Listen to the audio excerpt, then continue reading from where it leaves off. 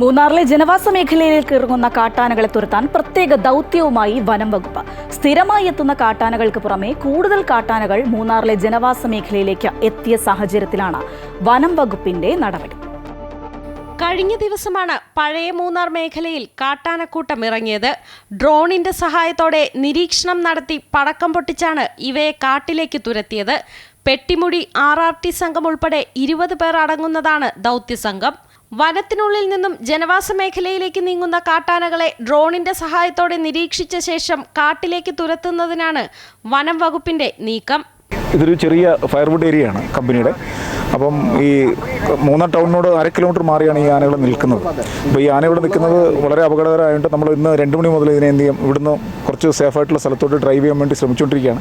നമുക്കിതുവരെ വിജയിക്കാൻ പറ്റിയിട്ടില്ല. എന്തായാലും ഇന്ന് വിജയിക്കാൻ പറ്റുമെന്നാണ് നമ്മുടെ വിശ്വാസം. ഇന്ന് ആനയെ എന്ത് ചെയ്യണം, സേഫായിട്ട് നമുക്ക് കുറച്ചുകൂടെ വനഭാഗത്തേക്ക് എന്ത് ചെയ്യണം, കയറ്റിവിടേണ്ട ഒരു സാഹചര്യമുണ്ട്.